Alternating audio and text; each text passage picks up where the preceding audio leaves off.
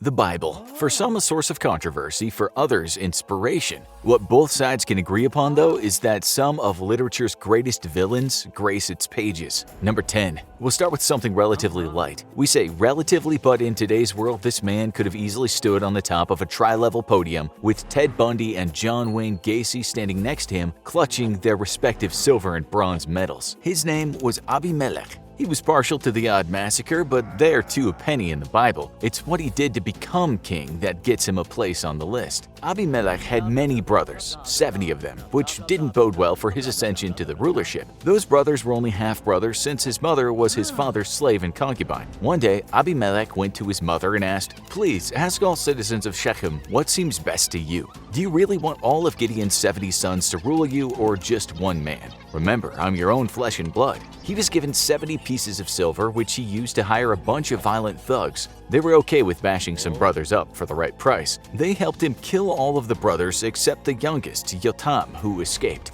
Notably, all the brothers were slain on the same stone. Abimelech was cursed after that, and he died in battle not quite the way he dreamed of. A woman dropped a stone on his head from a height. Dying on the floor, Abimelech told one of his men to stab him with a spear, lest anyone know a member of the fairest sex felled him. According to the Bible in Judges 9, so God paid back Abimelech for the evil he had done to his father when he killed his 70 brothers. God also paid back the men of Shechem for all their evil. Hubris, greed, vengefulness, it doesn't often go down too well under the eyes of God. Make no mistake, God's wrath was hardcore, as you'll see time and again in this show. Number 9. Again, we're going to discuss some brotherly friction that led one sibling to take out the other. Fratricide might not be very common these days, but in ancient times it was all the rage. Be thankful your older brother only ever pushed you off a swing. This story is about Cain and his older brother Abel. It's one of the most well-known tales in the Bible. Here's the abridged version. Cain was the firstborn of the couple we all know and love, Adam and Eve. Then Abel came along, and thus started the oldest sibling rivalry known to man.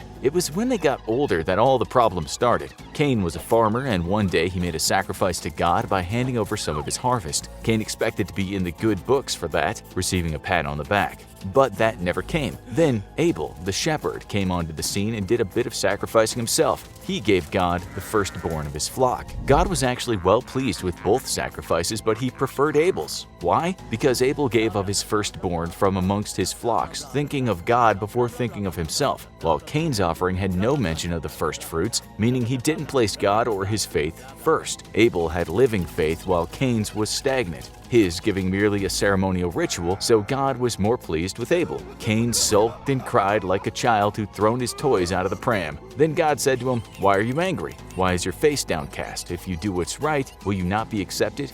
But if you do not do what's right, sin is crouching at your door. It desires to have you, but you must rule over it." Given that he just killed his brother in a jealous fit, the advice was prudent. God then famously asked, "Where's your brother Abel?" Cain replied with the immortal lines, "I don't know. Am I my brother's keeper?" But oh, Cain knew all right. Out of jealousy, he'd murdered his own brother. God said, "Now you're under a curse and driven from the ground, which opened its mouth to receive your brother's blood from your hand." He cursed Cain to wander the earth in torment, hence walk with the mark of Cain. Cain said, "I'll be a restless wanderer on earth, and whoever finds me will kill me." God said, "Nah, no deal. No one will kill you." That's why he put the mark on Cain to let people know not to kill this guy. Cain had no love, no God, no brother, no friends, nothing. His pitiful envy had done that. He had to go live in the land of Nod, which was the ancient equivalent of being blocked from social media. The story is very important, which is why we've included it. German philosopher Friedrich Nietzsche said, "Resentment. Resentment can explain much of the misery of man. It makes us weak and sick, and it makes us attack others, even if our resentment is resentment to life itself." The story of Cain and Abel represents that resentment.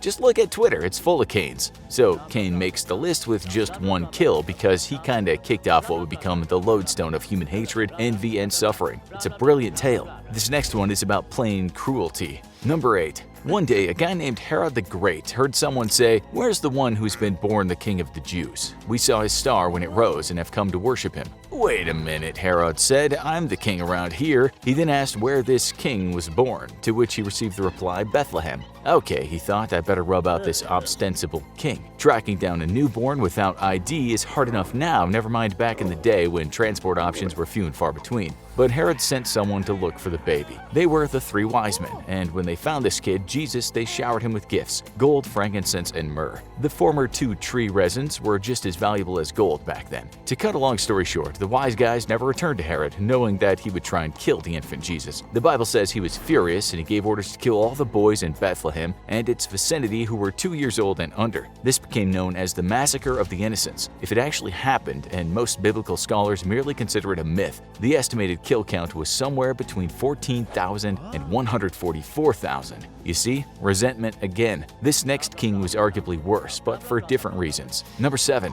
His name was Ahaz, and he was the king of Judea from 732 to 716 before Christ was born. One Christian website we found called him the evil king of Judah. It said his actions led to the destruction of the kingdom. He worshipped idols, which was pretty much the biggest no-no in God's eyes. But he also sacrificed 2 of his own kids to a pagan deity called Moloch. In the eyes of God, this was not cool at all. This is from Leviticus 18:21, "And thou shalt not give any of the seed to set them apart to Moloch, neither shalt thou profane the name of thy God. I am the Lord." Ahaz even started messing with temples, restructuring bits, and then setting up places of worship around Judea where people could pray to idols. This was a man that went to the dark side. It would be an understatement to say God didn't much like being forsaken by his people, especially when they were burning their infant children alive to foreign gods. Now for a really sad love story. Number 6. Why, Delilah? Goes a 1960s pop song. Indeed, why, Delilah? The next lines are, "I could see that girl was no good for me, but I was lost like a slave that no man could free." Delilah was a Philistine, folks who settled in Palestine around the 12th century BC. They became the enemies of the Israelites. What you need to know is that Delilah met a really strong Israelite warrior named Samson. This is from Judges 16. One day, Samson went to Gaza, where he saw a prostitute. He went in to spend the night with her. A plan was made to kill him by some Israelites who knew where he was, but he pretty much ripped the doors off the city gate and walked out like a man who'd just been crowned WWE champion. This was some strong dude. Then he met Delilah, and so the Philistine ruler said to her, "See if you can lure him into showing you the secret of his great strength and how we can overpower him." She agreed, but only when she was told 1,100 shekels of silver was part of the deal. She then used her charms to make him fall in love with her, which he did, but all the time she was feigning reciprocity of that love. She tried 3 times to get it out of him what the source of his strength was, and then the smitten warrior told her, "It's my hair." Samson said, "No razor has ever been used on my head. If my head were shaved, my strength would leave me and I would become as weak as any other man." She told the Philistines and collected her bounty, after which, when Samson was asleep, someone cut off his locks. Delilah didn't feel the least bit guilty. You could do a lot back then with 1,100 silver shekels. The Philistines gouged out Samson's eyes, which was a la mode in those days. They then made him a prisoner.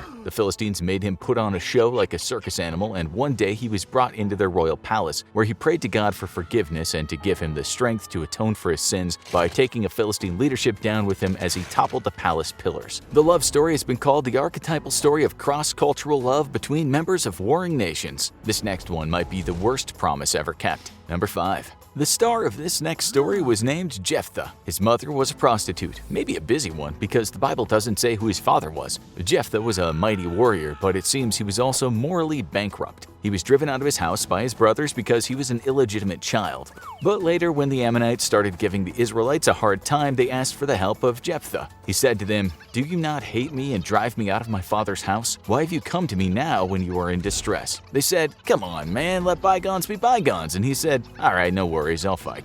But he said once he'd won the battle, he had to become the head, and they said if that was the case, they'd be glad to have him as the leader. Later, Jephthah made the sort of deal that's always going to end in tears. We now call this kind of deal a Faustian bargain. Although this was the pact with the good guy, not the devil, Jephthah said to God, "If you will give the Ammonites into my hand, then whatever comes out from the doors of my house to meet me when I return in peace from the Ammonites shall be the Lord's, and I will offer it up for a burnt offering." He won the battle, of course, and the next part in the Bible reads, "The Ammonites were subdued before the people of Israel." But guess who should walk out of Jephthah's house next? His only daughter. She was in a great mood over the victory, dancing toward him, slapping a tambourine. She saw he looked a bit glum, and feeling confused, she put the tambourine down. Jephthah then said, "I have opened my mouth to the Lord, and I cannot take back my vow." He allowed his daughter a trip to the mountains for a couple of months so she could weep her virginity, but when she came back, he did as promised and burned her. There's a message here, but we'll let the scholar explain it to you. As a potential mother, the daughter represents the future for family and community. Her father's short-sightedness signifies the chaos of pre-monarchic life. In the biblical context, this message is even simpler. Don't make foolish vows. Now for another evil woman. Number 4. Her name is Herodias. She was a princess of Judea around the time of the birth of Christ. It was a strange time for sure. Her father was Aristobulus IV.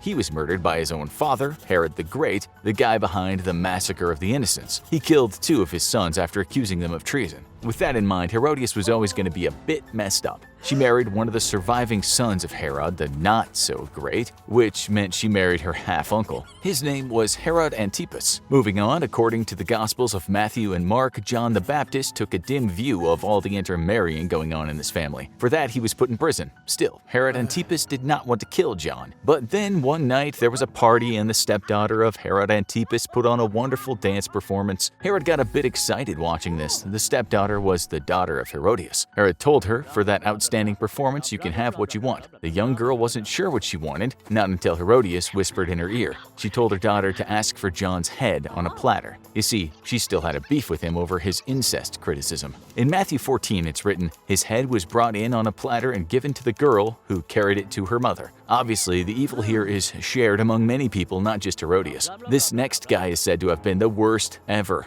Number 3. He was King Ahab, sometimes called the most wicked king of Israel. That's a tall order given the history of Israel's kings. In 1 Kings 16:30 it's written, "Ahab son of Omri did evil in the sight of the Lord more than all who were before him." But why? Well, there were a few reasons, but one thing that's often brought up was the fact that he was behind the execution of a vineyard owner named Naboth. Ahab wanted to buy the vineyard because the land was close to his own place. Naboth didn't want to sell. God's land was not for sale by law. Basically, after colluding with his equally evil wife, the king set Naboth up. He got witnesses to lie and say Naboth had cursed not only him but Almighty God. Naboth was subsequently stoned to death, and dogs licked the blood from his dead body. It's also said that the king and his wife made sure all Naboth's sons were killed, so the vineyard didn't go to them. Now, you should hear about that evil queen. Number 2. Her name was Jezebel, a woman who was said to be spectacularly attractive but also monstrously devilish. She was a heathen and helped spur the worship of Baal and Moloch against the kingdom of Israel. Notably, this meant the sacrifice of infants and fiery infernos, which ticked God off a fair bit. She was portrayed as being very cunning, materialistic, and very, very pretty. If this helps, one source we found called her the Kim Kardashian of the Bible. It was her who was supposed to be the main force behind Naboth's death, being able to manipulate the king so easily.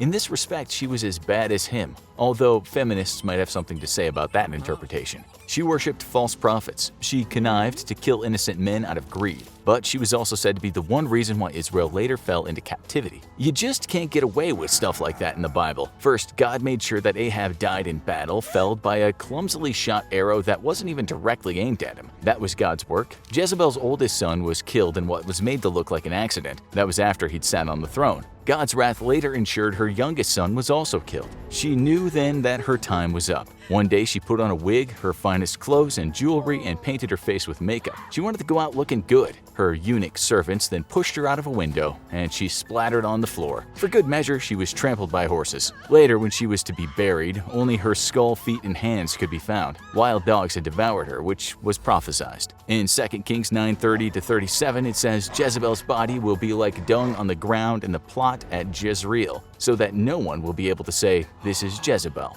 Okay, now for perhaps the most famous, baddest person of them all. Number 1. No, not Satan, because Satan isn't so much a villain, but the maker of villains. The person we're going to talk about is Judas Iscariot, a guy we guess you heard of. He's the man that betrayed Jesus in the Garden of Gethsemane. Okay, you could say that without Judas, Jesus wouldn't have ended up on the cross, and if that didn't happen, then the entire plot of Christianity wouldn't have worked. But at the time, Judas didn't know Jesus would be resurrected. He also received payment for his dark deed. In the garden, Judas kissed Jesus' hand and called him Rabbi, which was basically a ruse so that people in the crowd would know who to arrest. Jesus knew this would happen, of course. He once said, "He that eateth my bread lifted up his heel against me." In another part of the Bible, Jesus told disciples that a devil was in the house, and he was Judas. It's written that at the Last Supper, Jesus turned to Judas and said, "What you're about to do quickly." That makes Judas the bad man in the Bible. What could be worse than going against the Son of God and to do it for a fistful of cash? This is from Matthew 27, 1-10. When Judas, who had betrayed him, saw that Jesus was condemned, he was seized with remorse and returned the 30 pieces of silver to the chief priests and the elders. "I have sinned," he said, "for I have betrayed innocent blood." Hence the expression blood money. We don't know much about Judas. Some scholars question whether he existed at all. Like the other characters we've talked about, the Bible says the reason for the betrayal was more than just the cash. Such greed was the work of Satan, who wasn't so much a red devil with a pitchfork, but the embodiment of evil, that which steers people away from their faith in God. As for what happened to Judas, there are different stories. In the Acts of the Apostles, it's written, with the payment he received for his wickedness, Judas bought a field. There he fell headlong, his body burst open, and all his intestines spilled out. That seems a bit harsh, but let's face it, Judas was a necessary evil. Now you need to watch, was Jesus actually resurrected? Or have a look at his nemesis, the origin of evil, the devil.